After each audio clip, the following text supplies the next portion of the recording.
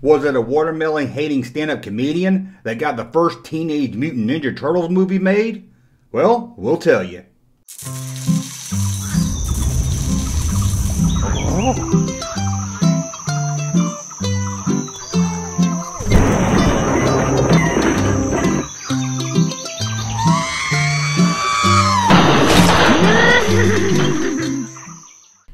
Welcome back to the Junk Room, everybody. It's me, the Junkman, coming back at you with another video. That's right.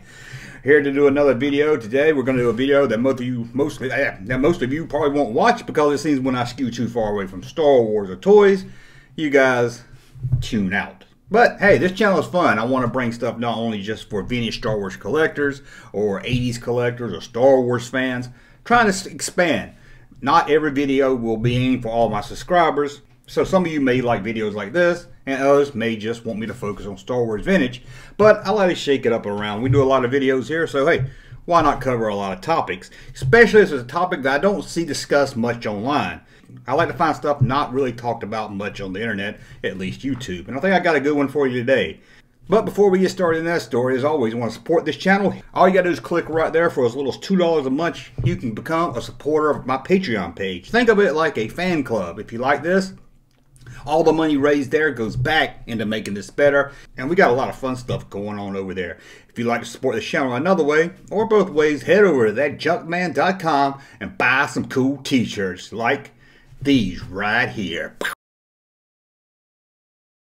Whoa, wasn't those shirts nice? And watch, we have a lot of sales on that website also, so keep your eye on thatjunkman.com and head over to the t-shirt section where you also have mugs and even some pillows. Those aren't pillows. Now let me say before I get started with this video that I'm not a huge fan of the Teenage Mutant Ninja Turtles. Never seen the cartoon, never seen the movie, played the old Nintendo game a few times, but other than that, that's about where my knowledge for the Teenage Mutant Ninja Turtles ends. I think when they hit it big with their cartoon was more the late 80s when I was phasing out of cartoons and more into teenage stuff. So I think I kind of missed the train on the Ninja Turtles. So I'm not going to sit here and bash on it and say I don't like it because I've never seen it. It just never appealed to me and always been off my radar. But something was always on my mind when it came to the Ninja Turtles, and that's how the movie got made. And I want to make sure the right person gets credit for it. But let's go to a little history of the Teenage Mutant Ninja Turtles. They first appeared in Mirage Studio Comics in 1984. The concept was from comic book artists Kevin Eastman and Peter Laird. One evening, the two were brainstorming and watching bad TV. The story goes that the two used their tax refund and a loan from Eastman's uncle to self-publish the first single-issue comic book of Teenage Mutant Ninja Turtles. The idea was a parody of the 80s comic book heroes Daredevil, Cerebus, and Frank Miller's Rodin. From the comic book series, it turned into a hit cartoon series, a series of video games, and they even got to meet Vanilla Ice. Go ninja, go ninja, go. Go ninja, go ninja, go. Go ninja, go ninja, go. Go, go, go, go. But how did they take a comic book and a cartoon series to the big screen? Well, they needed a powerful friend. Leo Anthony Gallagher was born July 24th, 1946. Just 20 days after July 4th, Independence Day, in Fort Bragg, North Carolina. Before stepping on the comedy stage, Leo would get a degree in chemical engineering, whatever that is.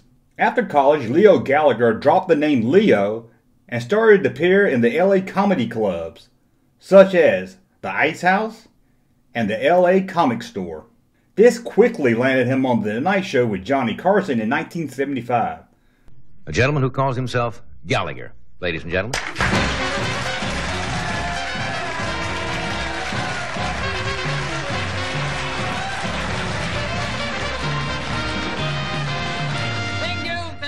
Thank you. Good ladies, evening, and gentlemen. You say you're lonely. You say you're bored. You say your most unforgettable experience actually occurred to someone else.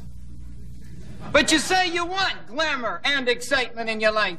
You say you want to meet the movie stars and see your name up in lights. Well, you don't want much, do you? And here it is, for the person with something to say and absolutely no one to tell it to, an official, family-tested Tonight Show home game. And now, here's Johnny! Hello! And during the 80s, Gallagher must have sold his soul to the devil.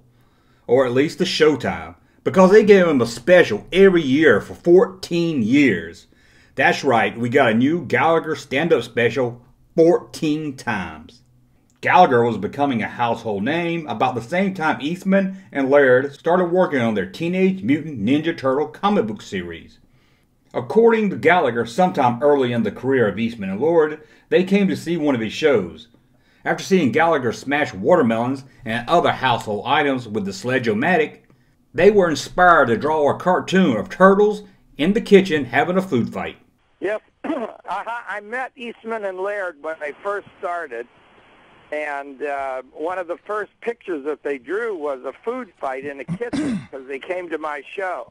Gallagher said the guys named each turtle after a Renaissance painter. Gallagher felt kids really didn't know who Renaissance painters were, and those names wouldn't connect with kids. Do you think the guys listened to Gallagher? Of course not. Maybe Gallagher wasn't the smartest guy to name Teenage Mutant Ninja Turtles, but Gallagher knew one thing, and that was how to make money. His advice to Eastman and Laird: sell the Ninja Turtles brand to movies. And they did their whole project backwards. They sold it to cartoon companies first, and so they couldn't make the movie deal because movies want to own the toy rights. But they didn't listen to the advice of Gallagher and went the cartoon television series route first, therefore making movie studios unwilling to work with them, as they would not have first rights to the toy line. With the comic book series and cartoon series being a huge success, it was time for the big screen. Creators Eastman and Laird wasn't getting anywhere with the studios. That's when Gallagher decided to put down the Sledge-O-Matic and help his friends. Along for the help, he got his longtime friend and road manager, Jim Stafford. And together they would get the Turtles on the big screen.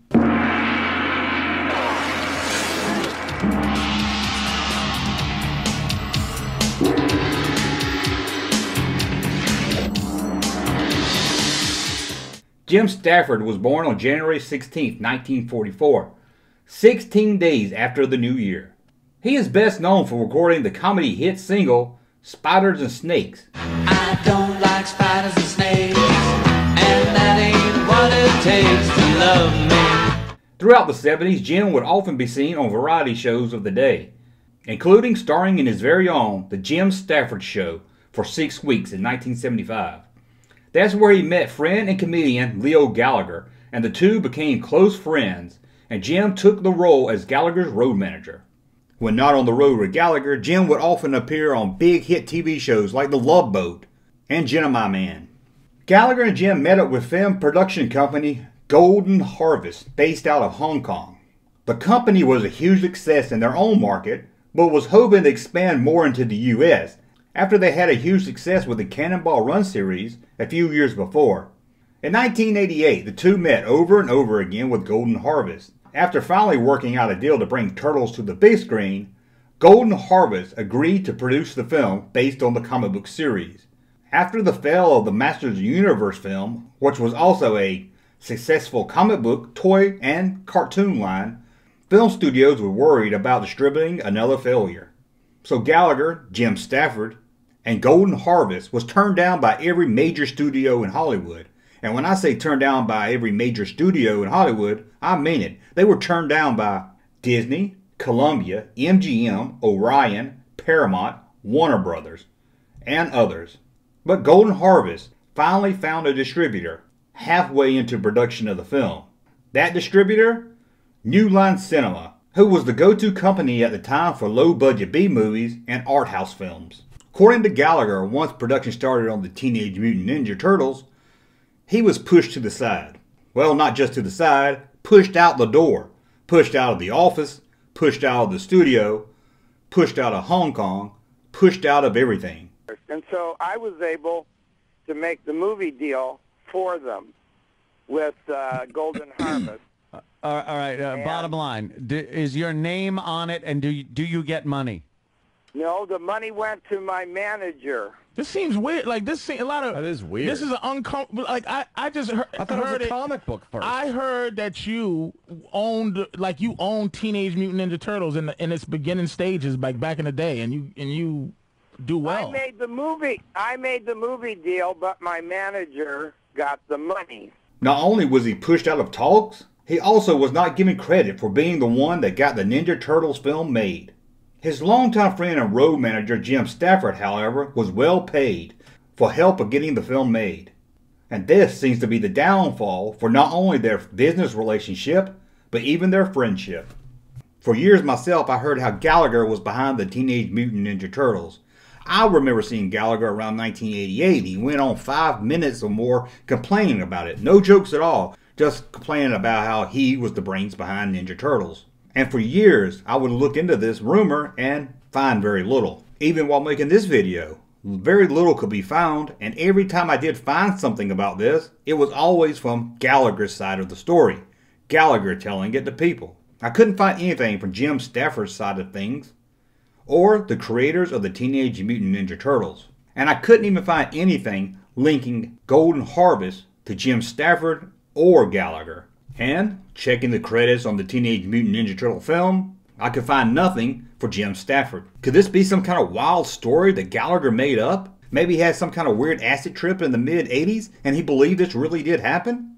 Or maybe it did happen. Did his road manager and best friend screw him out of a bunch of money when he helped launch the Teenage Mutant Ninja Turtles movie? I would love to hear the other side of the story, not just Gallagher's.